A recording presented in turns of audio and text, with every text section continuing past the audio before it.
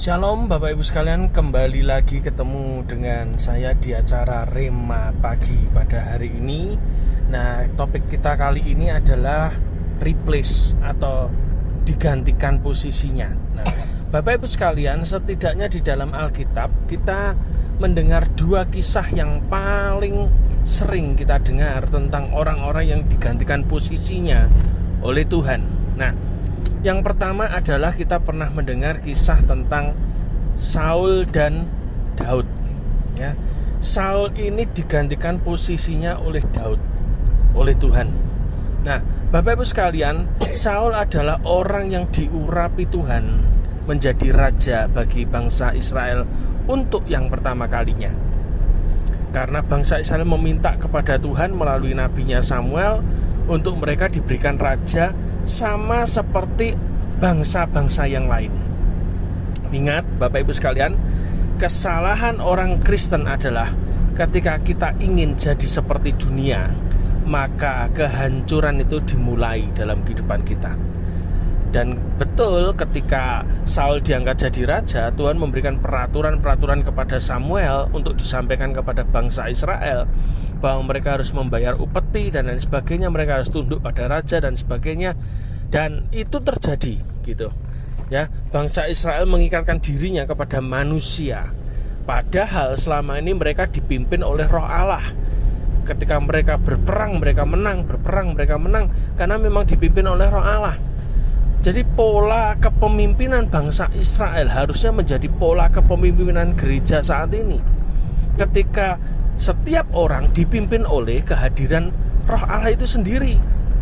Kalau pada waktu keluar dari Mesir, bangsa Israel dipimpin oleh tiang awan dan tiang api.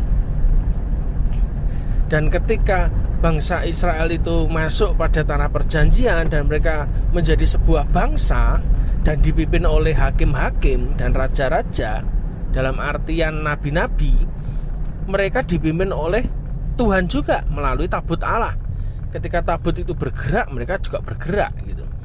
Tetapi ketika makin ke sini, bangsa Israel melihat bahwa bangsa-bangsa lain itu punya raja yang kelihatan. Mosok kita ditanya rajamu mana? Tuhan, Tuhannya mana? Nggak kelihatan, nggak keren gitu. Ya mungkin bangsa Israel begitu. Jadi mereka pengen menyerupai seperti bangsa-bangsa yang lain. Jadi kejatuhan manusia adalah ketika engkau ingin jadi seperti orang lain yang ada di dunia ini. Pencapaian mereka itu tidak penting ya.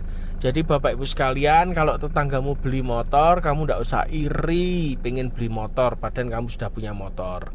Kalau tetanggamu punya mobil, tidak usah iri kamu pengen punya mobil juga. Kenapa? Karena Tuhan itu, saya meyakini sampai hari ini, Tuhan itu pasti memberkati saudara dan saya pada saat saudara punya visi Tuhan. Oke, ketika engkau punya visi Tuhan, maka engkau punya provisi dari Tuhan. Ketika engkau punya visi dari Tuhan, maka penyediaan Tuhan yang ajaib itu akan disediakan buat kita. Ketika engkau butuh sopir untuk jemput jemaat, Tuhan kirimkan sopir, seperti yang saya alami. Ketika engkau butuh mobil untuk jemput jemaat, Tuhan berikan mobil dengan harga yang sangat luar biasa murah, ya toh? Ya, Tuhan itu penyediaannya seperti itu. Dan sampai hari ini, nah Bapak Ibu sekalian, kita belajar bagaimana Tuhan itu bekerja, bergerak. Jangan seperti bangsa lain ya. Jangan mengingini seperti bangsa lain. Karena kita ini adalah orang Kristen, itu orang yang unik. Masing-masing kita dipimpin oleh Roh Allah. Jadi sangat salah kalau di dalam gereja kita ini tunduk sekali kepada manusia di dalam gereja. Sampai-sampai ketika kita datang ke persekutuan aja kita takut pada gembala kita misalnya. Ya, takut dimarahi ya toh. Yang lebih aneh, takut kalau nanti kita mati jenazah kita tidak diurus sama gereja. Itu ketakutan teror seperti itu yang kadang menjangkiti dalam diri anak-anak Tuhan gitu. Nanti kita kalau ikut ibadah di sana kita dibenci sama pemimpin kita loh. Kok kayak pilkadanya Jakarta aja ya toh, pakai ayat dan mayat gitu ya. Kenapa kita takut dengan manusia? Alkitab berkata, kenapa engkau takut dengan manusia yang bisa membunuh tubuhmu saja, tapi kamu tidak takut dengan Tuhan yang bisa membunuh roh dan jiwamu. Ya, kalau memang roh dan jiwamu ditarik Tuhan untuk datang ke satu ibadah, datang aja, tidak usah takut. Ya toh. Kalau Anda mati, jenazah tidak diurus, tenang. Yang repot yang hidup, bukan yang mati kok. Betul enggak? Dan pertanggungjawabannya nanti orang yang diberi tanggung jawab yang tidak melakukan, itu yang dituntut oleh Tuhan. Jangan khawatir, jangan takut. Ya toh? Nah, banyak diantara kita punya ketakutan semacam ini gitu. Tetapi kita belajar Bapak Ibu sekalian hari ini untuk kita belajar mempercayai Tuhan. Jangan seperti bangsa Israel, pengen seperti bangsa lain. Akhirnya betul, Saul diberikan perawaannya di atas rata-rata, ya toh. Istilahnya bibit bebet bobot, ya toh. Diurapi Tuhan jadi raja. Tetapi di perjalanan berikutnya, ketika Saul tidak taat dengan Tuhan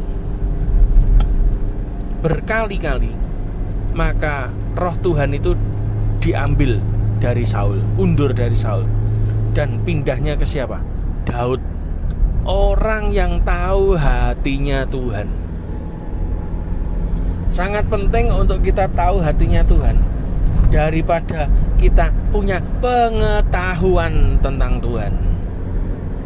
Kalau orang punya pengetahuan tentang Tuhan, pertanyaannya kamu tuh siapa? Tanah liat itu iso ngatur penjunan itu loh, tidak mungkin, ya toh. Keminter itu. Tuhan itu tidak cari orang pintar Bapak Ibu, tapi Tuhan cari orang yang tahu hatinya Tuhan, pengen tahu hatinya Tuhan, titik. Maka roh Tuhan undur dari Saul dan dia digantikan kepada Daud. Kesalahannya apa? Salah satu kesalahan yang paling fatal yang tertulis di Alkitab adalah Saul mempersembahkan korban di hadapan Tuhan. Dia menggantikan posisi Samuel yang pada waktu itu belum datang. Ketika korban itu dibakar, Samuel datang.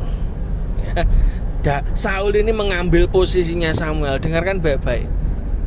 Belajar jadi orang yang tahu posisi dalam hidup kita, dalam bermasyarakat, dalam hierarki ilahi. Ya, jangan pernah mengambil posisi orang lain dengan berkata, aku yo iso, emangnya dhek tok sing iso. Aku yo dipakai Tuhan, emangnya dhek tok yang dipakai Tuhan. Tiba-tiba kamu dapat kusta rohani. Ya toh, seperti Harun dan Miriam yang memberontak kepada Musa, maka demikian pula itu terjadi dalam hidup Saul. Dia berpikir, ya rakyat ini sudah berserak-serak kesuwen ngenteni Samuel, tak obonge dhewe korbane. Hancur, langsung di-replace dia sama Tuhan. Posisinya digantikan. Kamu gantikan posisi orang secara rohani, merasa kamu lebih bisa, merasa kamu lebih hebat, merasa khotbahmu lebih bagus, merasa kamu dicintai banyak orang, merasa pengikutmu banyak. Dengarkan baik-baik. Detik itu juga kamu akan di-replace oleh Tuhan. Roh Tuhan itu akan undur daripadamu, digantikan orang lain. Jangan pernah mencoba menggantikan orang lain. Jangan merasa sok bisa, jangan merasa sok pinter, karena akan tiba waktunya kamu tidak bisa berbuat apa-apa ketika roh Tuhan undur daripadamu, digantikan orang lain.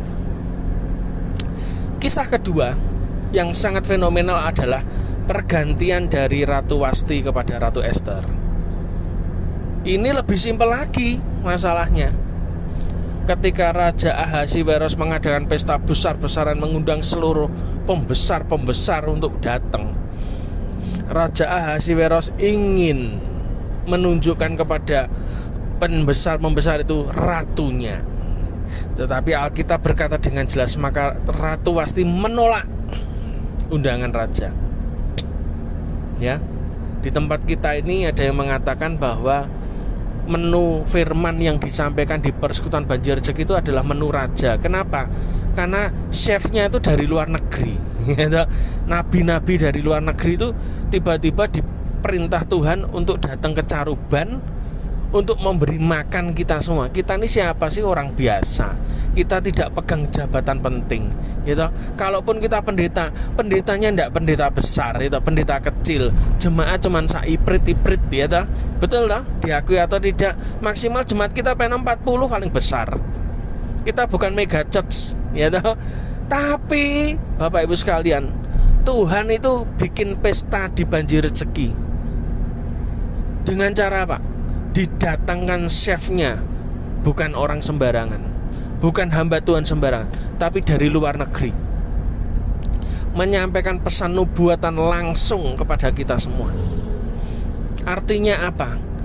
Mereka diutus Tuhan untuk memasak makanan raja di tempat ini, pesta raja. Dan kita ngundang banyak orang. Ada yang respon, ada yang datang bagus, ada yang datang lalu hilang, ya enggak apa-apa. Ada yang menolak juga enggak apa-apa. Bahkan ada yang membenci dan mencurigai, lebih enggak apa-apa lagi. Ya toh, kita belajar untuk tidak membenci saudara-saudara kita, karena kita ini Kristen. Kristen itu mengasihi, ya. Kita belajar untuk mengasihi mereka, ya enggak apa-apa menolak, bahkan membenci, bahkan menjatuhkan, memberikan kabar bohong, ya toh. Duh, enggak apa-apa, malah bagus. Malah saya yakin bahwa persekutuan ini diberkati Tuhan karena ada orang Kristen yang membenci. Karena orang yang punya visi Tuhan, yang membenci pertama adalah saudara seiman. Siapa contohnya di Alkitab? Yusuf. Siapa contohnya di Alkitab? Yesus. Nah, Yesus datang. Dia ini bapak sendiri kok. Datang lah, diutus bapak. Tapi yang menolak siapa? Ya anak-anak bapak yang lain, orang Farisi, orang Saduki, ahli Taurat dan lain sebagainya. Betul enggak? Iya. Gitu. Makin saya dibenci anak Tuhan, malah makin seneng. Gitu. Malah kemarin katanya ada kiai malah lucu sekali, mengatakan, "Loh, banjir rezeki niku anu toh, sing gadah anu pendeta katanya. Yang punya itu pendeta toh." Saya malah diomong pendeta. Ada pendeta yang ngomong saya bukan pendeta gitu. Ya toh.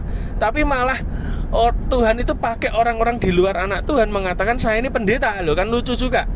Habis ini bikin gereja ini gitu. Ini sangat lucu sekali cara Tuhan. Makanya saya menikmati cara Tuhan. Tidak terpengaruh dengan omongan orang Kristen kok. Tidak penting. Yang banyak ngomong biasanya tidak pernah nyumbang memang. Ya toh? Tapi kita belajar dari Ratu Wasti. Ada satu hal yang parah yang dilakukan oleh Ratu Wasti, kelihatannya sepele. Apa itu? Menolak undangan raja. Anda menolak undangan raja, Anda digantikan oleh Esther. Tuhan akan cari dan pilih Esther baru ketika engkau menolak undangan Tuhan. Loh, kenapa Wasti ini menolak undangan Tuhan? Lebih parah lagi jawabannya. Karena Wasti bikin pesta sendiri. Ngeri. Ketika suaminya yaitu Raja Ahasiweros membuat pesta besar, Wasti malah bikin pesta sendiri. Gereja dengarkan pesan profetik ini. Kalau kamu tidak alignment dengan rencana Tuhan yang terjadi atas bangsa ini, kamu akan di replacement betul sama Tuhan. Posisimu digantikan. Kamu jabatanmu masih pendeta hari ini, jemaatmu masih saiprit, dan sampai mati jemaatmu juga akan saiprit. Dengarkan baik-baik. Karena kamu bikin pesta sendiri, kamu bikin agenda sendiri di luar agenda Tuhan. Dengarkan baik-baik, ini serius sekali. Ketika saudara mulai bikin pesta sendiri dan kamu tidak masuk pada pestanya Tuhan, kamu akan digantikan oleh Esther. Betul, ini serius sekali. Pemimpin rohani yang dengarkan pesan ini, dengarkan baik-baik. Kamu bikin agenda sendiri, kamu bikin pesta sendiri, dibuang kamu sama Tuhan. Makanya hari-hari ini ayo belajar. Saya paling takut melakukan sesuatu yang tidak disuruh Tuhan. Kalau tidak disuruh Tuhan, saya tidak berani melakukan. Kenapa? Percuma kita susah payah lakukan sesuatu yang tidak disuruh Tuhan. Nilainya 0. Tiwas capek, tiwas keluar duit. Saya belajar kalau saya disuruh Tuhan, biasanya Tuhan kasih duit, bukan dari duit saya. Ada orang yang mengatakan, kok pelit men? Enggak, saya sudah coba soalnya. Saya pakai duit saya sendiri, tokoku tambah sepi. Karena Tuhan ngomong, emang duitmu laku di hadapanku. Kaget saya. Dari situ saya belajar, berarti tidak boleh pakai duitnya sendiri, tidak boleh pakai kekuatan sendiri. Dan sejak itu saya berdoa pada Tuhan, engkau mau apa tak lakukan. Begitu saya dengar Tuhan mau ini, Dan saya melangkah ngomong dengan beberapa orang. Tiba-tiba ada orang yang kirim ini. Saya ngerti, saya hidup jangan bikin pesta sendiri. Kalau engkau bikin pesta sendiri, dengarkan baik-baik, engkau akan hilang di hadapan Tuhan. Posisimu hilang, jabatanmu hilang, bahkan yang lebih parah urapanmu hilang, bahkan yang lebih nemen lagi, roh Tuhan hilang dari hidupmu. Rohmu masih ada, tapi tidak ada roh Tuhan. Buat apa? Anda tidak punya kuasa. Anda jabatannya pendeta, tapi sebetulnya kayak Pak RT biasa gitu loh. Tidak ada kuasa sama sekali. Ya toh, kenapa? Ya karena Anda tidak punya kuasa kok. Digantikan oleh Esther kok. Gitu. Jangan sampai kita bikin agenda sendiri. Gerejamu itu harus pada fungsinya Tuhan. Kita bikin persekutuan pun juga kita tidak mau mengumpulkan orang. Kita ini ingin nyebar orang. Orang yang datang di persekutuan, diundang pestanya raja-raja, datang makan dapat menu raja, setelah itu diperlengkapi, lalu silahkan jadi berkat ke kota-kota yang lain, ke bangsa-bangsa yang lain, ke orang-orang lain, jadi berkat. Mulutnya jangan dipakai gibah, mulutnya dipakai untuk memberitakan firman, mulutnya jangan dipakai untuk ngerasani, mulutnya jangan dipakai untuk nyindir, tapi dipakai Tuhan untuk berdoa bagi bangsa-bangsa, melayani bangsa-bangsa, berkhotbah ke bangsa-bangsa. Itu agenda Tuhan. Jangan pakai agenda sendiri. Ya. Ibadah ngumpulkan massa, bayari pendeta, bayari orang jemaatnya hadir, itu buang duit. Malah itu ngerusak gereja sampai hari ini. Kenapa? Banyak hamba Tuhan kalau tidak ada uang transport, tidak mau datang, tidak mau ngirim jemaatnya. Itu sudah rahasia umum. Itu pesta, bukan pestanya anak raja. Itu pesta merusak. Itu pesta sendiri. Jadi kita belajar untuk tidak gampang-gampang ngasih duit. Ya. Belajar. Untuk apa? Belajar untuk kita ini jadi orang yang tulus di hadapan Tuhan. Jadi seperti Esther, dikasih pun dia tidak mau loh. Kalau saudara baca di Alkitab, dia ditaruh di satu ruangan, dan raja memerintahkan setiap perempuan minta apa saja harus dikasih. Saya membayangkan Esther ini untung orangnya tidak kemaruk, bukan kapal keruk istilahnya. Mungkin perempuan-perempuan yang lain, ya toh, yang mengikuti kontes ketika dikasih perintah begitu, karena dasarnya mereka berangkat dari orang miskin. Begitu dikasih perintah sama raja, apa saja yang kamu minta akan dikasih. Wah, mereka minta perhiasan. Wah, bisa koyok pohon Natal itu. Perhiasan tok. Orang kemaruk, tapi tak kasih tahu. Orang yang tamak, yang rakus, yang royoan bantuan, royoan duit, tidak layak bagi Tuhan. Engkau bukan mempelai yang Tuhan cari. Ketika Esther ditawari, bahkan apa saja yang kamu minta itu dikasih. Esther cuma minta apa? Saya tidak minta apa-apa. Loh, tidak minta apa-apa. Yang lain sudah minta macam-macam, perhiasan, kekayaan dan sebagainya. Esther tidak minta apa-apa. Esther cuma nurut. Dan seketika itu posisi Esther menjadi ratu. Wow, luar biasa, menggantikan Ratu Wasti. Dan bahkan ketika Esther, ya toh, dapat tantangan kedua. Loh, ini tantangan kedua. Ini biasanya orang Kristen tantangan pertama aja sudah tidak lolos, minta apa saja pasti mintanya macam-macam. Tapi yang kedua, dia tantangan yang lebih berat bagi Esther adalah ketika dia ingin menyelamatkan bangsanya. Dia nangis, ya toh, bersedih, lalu raja mengulurkan tongkat emasnya kepada Esther, ya toh. Perkenanan raja turun. Raja ngomong apa? Kamu minta apa toh? Separuh dari kerajaanku ini, kalau kamu mau tak kasihkan. Itu tantangan yang luar biasa lagi itu. Kalau kita mentalnya mental kontestan yang lain, pasti kemaruk kita, yo gelem ae separuh kerajaan kok. Daripada ambelani orang Yahudi, ya toh, dipateni resiko, ya mending kita dapat separuh kerajaan kan. Itu kalau kamu mentalnya mental kapal keruk. Tapi Esther berkata, aku tidak minta apapun.